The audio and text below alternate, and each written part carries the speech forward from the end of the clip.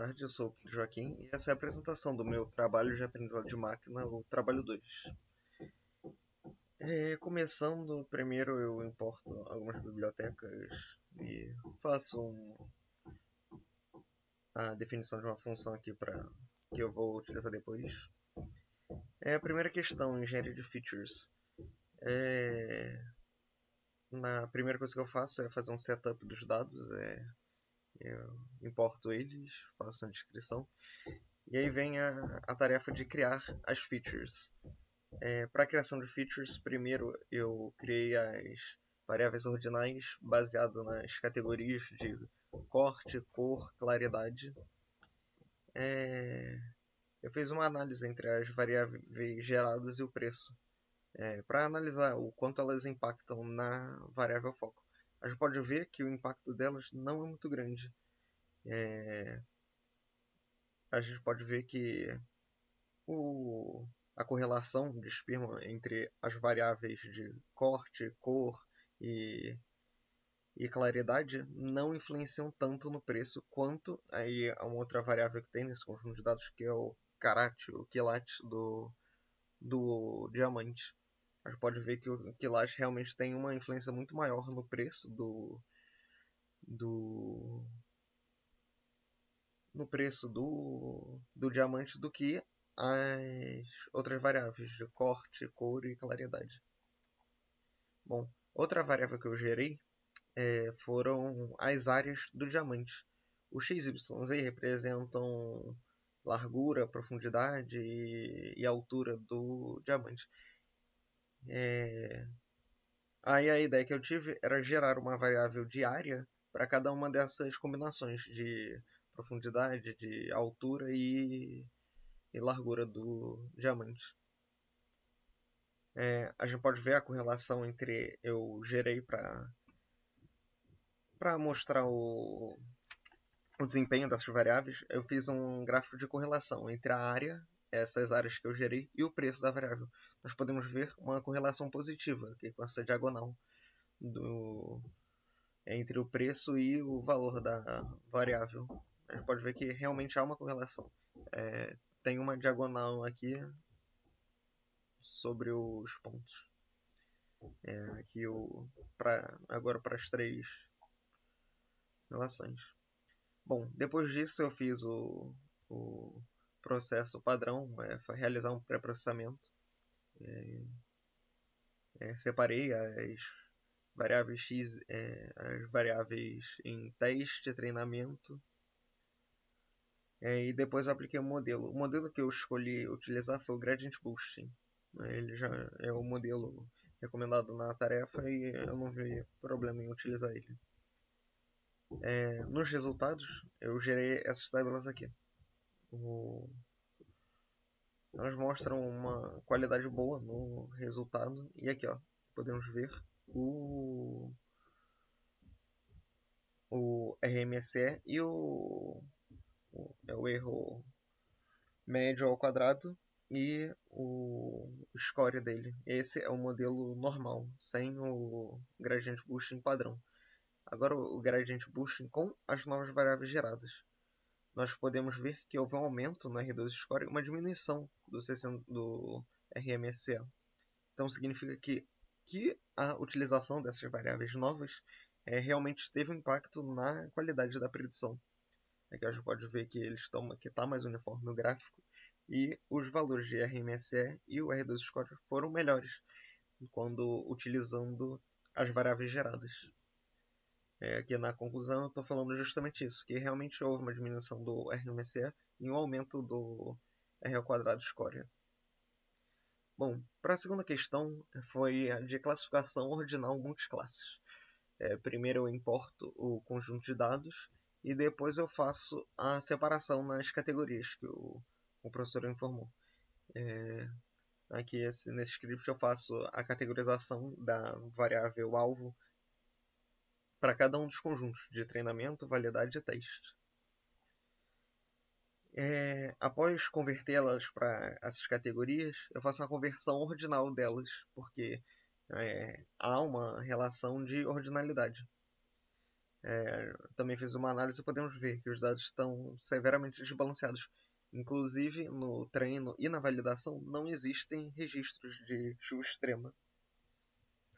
Eu também plotei um gráfico aqui para evidenciar isso. Bom, primeiro eu treinei o modelo baseline. Ele é um modelo padrão com os dados que a gente gerou. Ele é um Gradient Boosting Classifier e ele usa as categorias que a gente diferenciou. A gente pode ver aqui o resultado que obtivemos. Agora, para aplicar a metodologia do artigo, eu criei um modelo seguindo a metodologia do artigo. Primeiro a gente transforma os classificadores binários em ordinais, é aquele que a gente criou lá em cima, e a gente vai gerar o V, que ela vai possuir K-1 categorias binárias. A gente pode ver aqui que como a gente tinha 5 categorias, o não, moderado, fraco, forte e extremo, a gente vai gerar 4 categorias no V. Aqui tem a criação do modelo original seguindo o método estabelecido no artigo. A gente pode ver aqui a avaliação de threshold, treinamento do modelo, aqui a predição probabilística, a predição de fato do modelo. E aqui a gente faz a execução desse modelo que a gente gerou. Podemos ver que há sim uma alteração nos resultados de predição, de precisão, de recall, para cada uma das categorias, agora ordenadas. Né? Cadê? Aqui, ó. Podemos ver no resultado obtido que os dois modelos tiveram bom desempenho na predição de não chuvas e chuvas de baixa intensidade. Mas com os modelos obtidos, é possível ver que o modelo original Ensemble se arrisca mais prevendo chuvas de maior intensidade. A gente pode ver isso no caso de que ele possui mais acertos em chuvas de fraca e acertos na chuva de média e forte intensidade. É basicamente isso que eu falo aqui no texto. Apesar do treinamento não haver registro de chuva de alta intensidade, que pode ter prejudicado o desempenho do modelo, podemos ver um aumento na quantidade de acertos em chuvas fracas no método Ensemble em comparação ao modelo base de classificação.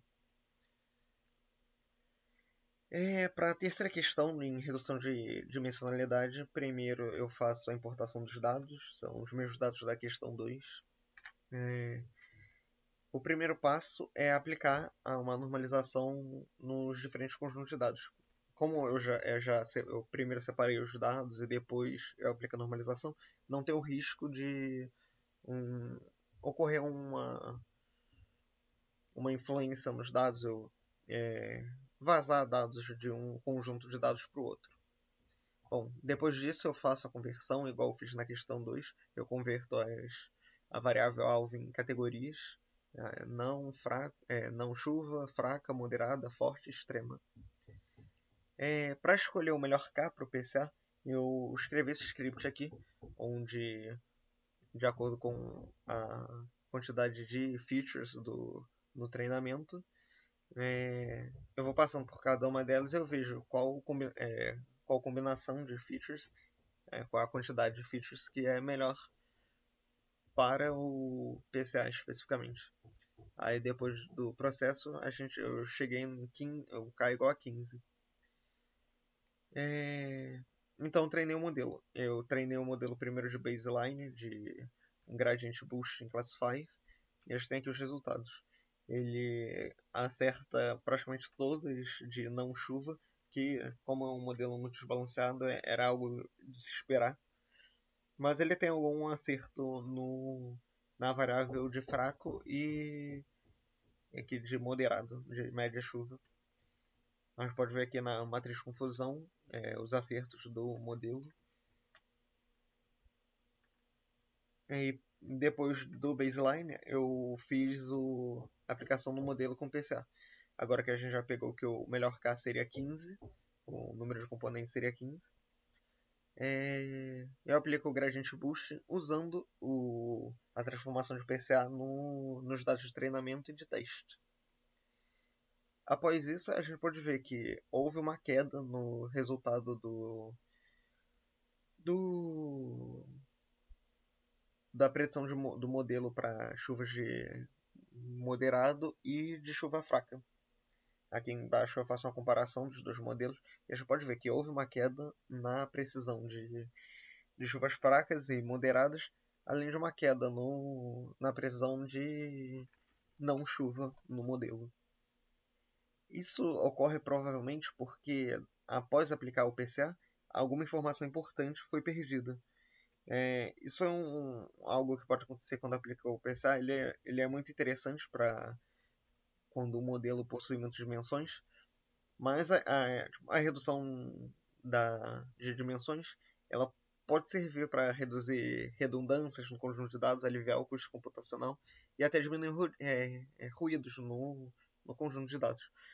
Mas ele corre o risco de, se muitas das variáveis influenciarem a variável alvo, acabar ocorrendo perca de informação e interpretabilidade, e acaba diminuindo a qualidade do modelo e da predição que ele gera, que foi o caso do nosso experimento.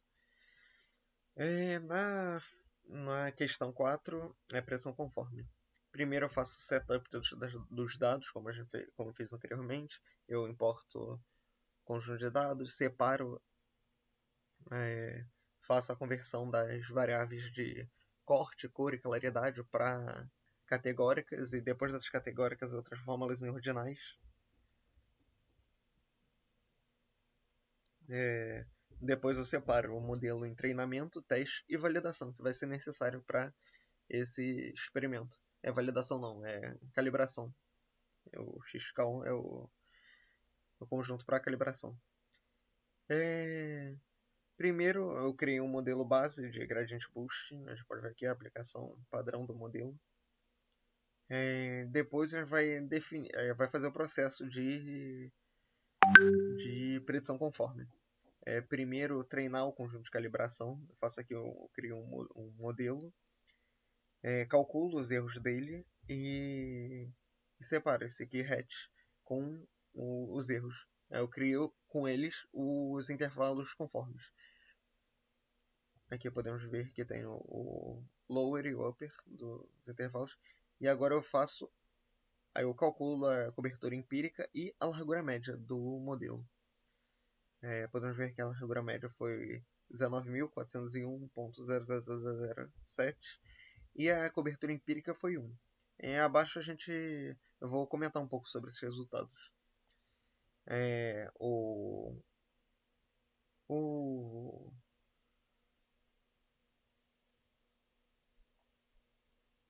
O intervalo mais estreito foi esse aqui. Teve a predição 11.203 e o real foi 99904. Por outro lado, o intervalo mais largo foi esse, onde a previsão real foi 16.156 e a predição real foi 18.193. A gente pode ver o intervalo aqui entre os intervalos mais estreitos e mais largos. E com isso vem a conclusão. A gente pode ver aqui na cobertura empírica que na nossa cobertura empírica a gente teve um valor 1, que foi acima da cobertura nominal que a gente delimitou ali. Isso indica que o intervalo conforme são mais conservadores. Ele prefere abranger o conjunto de testes todos para obter a cobertura nominal. Isso acaba podendo reduzir a precisão informativa das predições do modelo, pois apesar da alta confiabilidade, ele segue a nossa cobertura nominal, a cobertura empírica alta pode indicar intervalos largos demais, e acaba diminuindo a qualidade do modelo. Com isso, eu encerro a apresentação do trabalho 2 de aprendizado de máquina. Boa tarde.